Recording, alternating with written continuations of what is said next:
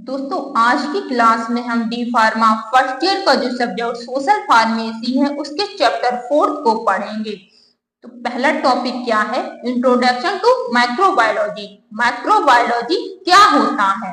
जीव विज्ञान की वह शाखा जिसमें यूनिसेलुलर और माइक्रो ऑर्गेनिज्म की स्टडी की जाती है माइक्रोबायोलॉजी कहलाता है तथा इस ब्रांच के स्पेशलिस्ट को माइक्रोबायोलॉजिस्ट कहा जाता है। माइक्रोबायोलॉजी शब्द लुईस पास्चर एंड फ्रांसिस रसायन के द्वारा दिया गया है जो सिंगल सेल या सेल ग्रुप जैसे bacteria, virus, protozoa, algae, fungi etc के रूप में होते हैं। देखिए ये जो लैंग्वेज है हमने पॉइंट बनाकर लिखा है, आप भी एग्जाम में पॉइंट बनाकर ही लिखें जिससे अच्छा इफेक्ट पड़े। Scope of microbiology. माइक्रोबायोलॉजी के कुछ स्कोप हैं। माइक्रो ऑर्गेनिज्म को नग्न आंखों से नहीं देखा जा सकता है। जो माइक्रो ऑर्गेनिज्म होते हैं उनको माइक्रोस्कोप के द्वारा देखा जाता है, हम खाली आंखों से नहीं देख सकते हैं। सेकंड पॉइंट, एंटीबायोटिक्स का उत्पादन करना। Third point, enzymes and vaccine, alcoholic and other pharmaceutical का उत्पादन करना। पॉइंट नंबर 4, प्लांट ग्रोथ को बढ़ावा देना। आइडेंटिफिकेशन ऑफ माइक्रो ऑर्गेनिज्म की पहचान करना। नेक्स्ट पॉइंट, फार्मास्यूटिकल का टेस्टिंग करना। Introduction to common micro organism. Common introduction है माइक्रो ऑर्गेनिज्म का। देखिए इंट्रोडक्शन क्या है? माइक्रोब्स ऑर्गेनिज्म को माइक्रोब्स भी कहते हैं। माइक्रोब्स को माइक्रोस्कोप के द्वारा देखा जा सकता है। क्लासिफिकेशन, माइक्रोब्स को निम्न 5 टाइप से क्लासिफाई किया गया है। नंबर फर्स्ट क्या है? बैक्टीरिया। ये यूनिसेलुलर प्रोकार्योटिक कोशिकीय जीव हैं जिनमें न्यूक्लियस प्रेजेंट नहीं होता है। जो बैक्टीरिया होता है उसमें न्यूक्लियस प्रेजेंट नहीं होता है। सेकंड क्या है? वायरस। यह नॉन सेलुलर न्यूक्लियस एसिड और डीएनए और आरएनए। डीएनए की full form deoxy ribonucleic acid और आरएनए की फुल फॉर्म राइबोन्यूक्लिक एसिड के चारों ओर प्रोटीन आवरण से बने होते हैं। जो वायरस होते हैं वो वायरस को माइक्रो ऑर्गेनिज्म के द्वारा वर्गीकरण किया जाता है। जो वायरस होते हैं उनको माइक्रो ऑर्गेनिज्म के द्वारा क्लासिफाइड किया जाता है। नेक्स्ट पॉइंट, एल्गलाई, जिसको हिंदी में शैवाल कहते हैं। इन्हें साइनोबैक्टीरिया या नीले हरे शैवाल के नाम से भी जाना जाता है। ये अन्य जीवों द्वारा यूज की जाने वाली ऑक्सीजन और कार्बोहाइड्रेट उत्पन्न करते हैं। नेक्स्ट पॉइंट, फंगी, जिसको हम कवक कहते हैं। ये मशरूम, फफूंद, ईस्ट etc यूकारियोटिक सेल होती है। इनमें एक ट्रू न्यूक्लियस प्रेजेंट होता है। ये जो फंगी होते हैं इनमें एक ट्रू न्यूक्लियस प्रेजेंट होता है जो फंगी होते हैं। फंगी कौन कौन होते हैं? ईस्ट है, फफूंद है, मशरूम है etc फंगी होते हैं। प्रोटोजोआ, प्रोटोजोआ में क्या है? ये एक कोशिकीय वायुजीवी यूकारियोटिक न्यूक्लियस वाले जीवाणु होते हैं। ये हाइड्रोट्रोफिक होते हैं। जो प्रोटोजोआ होते हैं वो अपना खाना स्वयं नहीं बनाते हैं, किसी पर डिपेंड होते हैं। ये होता है प्रोटोजोआ। Next topic, epidemiology. ये क्या होता है? देखिए ये जो टॉपिक है वो इंपॉर्टेंट टॉपिक है। इपी का मीन्स एमोंग, डेमोस का मीन्स प्यूपिल, लोगोस का मीन्स स्टडी। जो एपिडेमियोलॉजी है अलग अलग साइंटिस्ट ने डिफाइंड किया है। Perkin defined epidemiology. पार्किन ने डिफाइंड किया है 1873 को मेडिकल साइंस की ब्रांच के रूप में परिभाषित किया जो एपिडेमिक्स का ट्रीटमेंट करती है। किसने ये डिफाइंड किया है? पार्किन। और फर्स्ट डिफाइंड एपिडेमियोलॉजी फ्रॉस्ट ने क्या डिफाइंड किया है और कब किया है? फ्रॉस्ट ने 1927 को इन्फेक्शन डिसीज को विज्ञान के रूप में परिभाषित किया है। Next scientist greenwood defined epidemiology 1934 में डिफाइंड किया है, को किसी भी बीमारी के स्टडी के रूप में परिभाषित किया। एम ऑफ एपिडेमियोलॉजी, एपिडेमियोलॉजी के कुछ एम हैं। नंबर फर्स्ट, डिसीज का डिस्ट्रीब्यूशन एंड साइज का पता लगाना। सेकंड, डिसीज के कारण का पता लगाना। थर्ड, अगर किसी एरिया में कोई डिसीज फैली हुई है तो उसको कवर करने के लिए प्लानिंग करना। ये होता है एपिडेमियोलॉजी के aim. Object of epidemiology, epidemiology के कुछ ऑब्जेक्ट हैं। नंबर फर्स्ट, डिसीज के हिस्ट्री की स्टडी करना, डिसीज को जड़ से खत्म करना, ह्यूमन हेल्थ के लिए वर्क करना।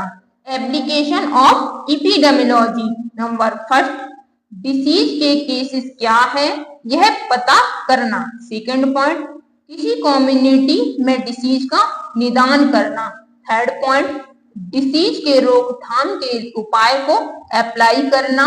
फोर्थ पॉइंट, हेल्थ सर्विस को डेवलपमेंट करना। फिफ्थ पॉइंट, डिसीज के सिंड्रोम्स को आइडेंटिफाई करना। अब introduction to some common related terms, कुछ टर्म हैं और ये जो टर्म है वो बहुत ही इंपॉर्टेंट है। इन टर्म को रटने की बजाय आप समझने की कोशिश करें। एपिडेमिक, ये क्या होता है? किसी स्पेसिफिक एरिया में किसी डिसीज की संख्या बढ़ जाना ही एंडेमिक कहा जाता है, जैसे पोलियो, स्मॉल पॉक्स और मील्स। इसका मतलब ये है कि स्पेसिफिक एरिया में डिसीज की संख्या बढ़ती जा रही है, ये होता है एपिडेमिक। आउटब्रेक क्या होता है? जितना सोचा ना हो उससे ज्यादा हो जाना ही आउटब्रेक कहलाता है। जैसे जो कोरोना है, क्या हम लोगों ने सोचा था इतना भयंकर होगा? क्या क्या नहीं फेस करना पड़ा उस टाइम हमको, तो वही है आउटब्रेक। जैसे कोई डिसीज है, उसके बारे में इतना ज्यादा अंदाजा न लगाया जाए कि यह इतने ज्यादा लोगों को हो सकती है, लेकिन वह डिसीज अचानक से बहुत ज्यादा लोगों में फैल जाती है, यही होता है ब्रेकडाउन। जैसे कोरोना, पहले कोरोना चीन में था, फिर धीरे धीरे अदर कंट्री में भी फैलता गया। पैंडेमिक, ये क्या होता है?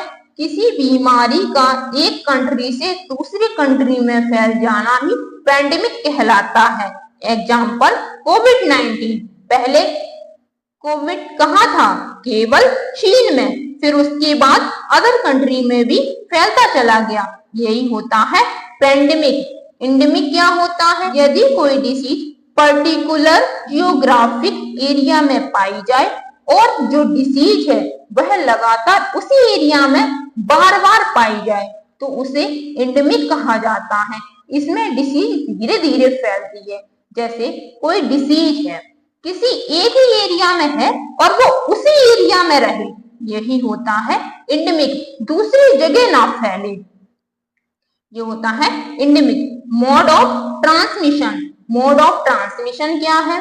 कोई डिसीज एक पर्सन से दूसरे पर्सन में किस माध्यम से फैल रही है, उसे मोड ऑफ ट्रांसमिशन कहा जाता है। जो डिसीज है उसको फैलने के बहुत सारे सोर्सेस होते हैं। जैसे डिसीज एक पर्सन से दूसरे पर्सन में डायरेक्ट भी फैलती है और इनडायरेक्ट भी फैलती है। इन्फेक्टेड पर्सन के कांटेक्ट में आने से भी डिसीज फैलती है। तो जो डिसीज है वो उसके फैलने के बहुत से सोर्सेस हैं। क्वारंटाइन, क्वारंटाइन आप लोग बहुत अच्छे से समझते हो। जब कोई ह्यूमन अदर कंट्री से आता था तो उसको 14 दिन के लिए क्वारंटाइन किया जाता था, भले ही उसको कोविड ना हो। तो क्वारंटाइन क्या है?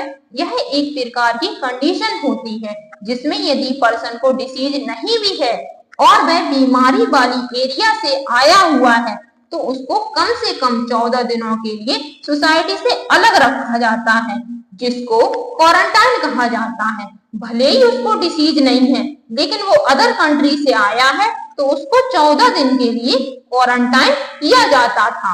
कोविड था, कोई अदर कंट्री से आता था तो उसको 14 दिन के लिए क्वारंटाइन जरूर किया जाता था, भले ही उसको डिसीज ना हो। आइसोलेशन क्या होता है? आइसोलेशन में डिसीज होती है, सिम्टम शो करता है पेशेंट।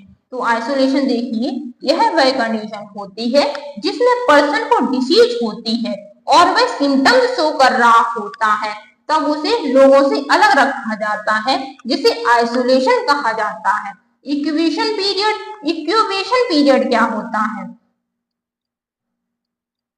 किसी पर्सन की बॉडी में किसी डिसीज का बैक्टीरिया एंटर करता है, तब उस बैक्टीरिया को डिसीज फैलाने में लगे टाइम को इंक्यूबेशन पीरियड कहा जाता है।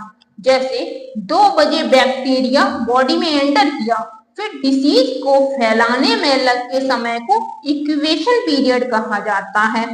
देखिए, जैसे कोई बैक्टीरिया है, वो बॉडी में 2 बजे एंटर किया है और मॉर्निंग में 7 बजे डिसीज फैल गई है, तो यही होता है इंक्यूबेशन पीरियड। 2 बजे एंटर किया और मॉर्निंग में 7 बजे डिसीज फैल गया, तो 2 बजे से 7 बजे के टाइम को इंक्यूबेशन पीरियड कहा जाता है। कॉन्टैक्ट ट्रेसिंग क्या होता है? कॉन्टैक्ट ट्रेसिंग एक ऐसी प्रोसेस होती है जिसमें पर्सन को आइडेंटिफाई किया जाता है और यह पता लगाया जाता है कि पर्सन किसी इन्फेक्टेड पर्सन के कांटेक्ट में तो नहीं आया।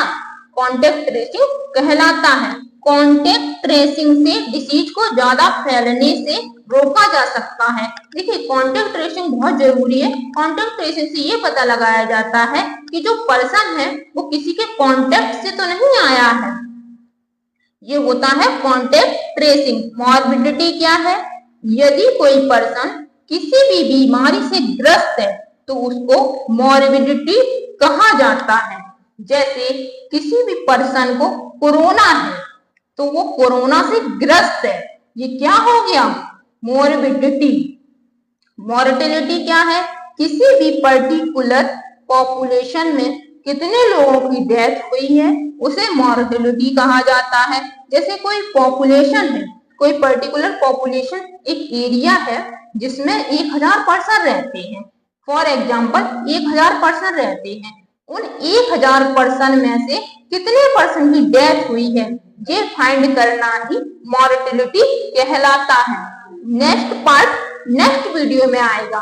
दोस्तों, वीडियो अच्छी लगी हो तो वीडियो को लाइक करिए, चैनल को सब्सक्राइब करिए और वीडियो को वॉच करने के लिए धन्यवाद दोस्तों। और ज्यादा से ज्यादा वीडियो को आप अपने कॉलेज ग्रुप में शेयर करिए।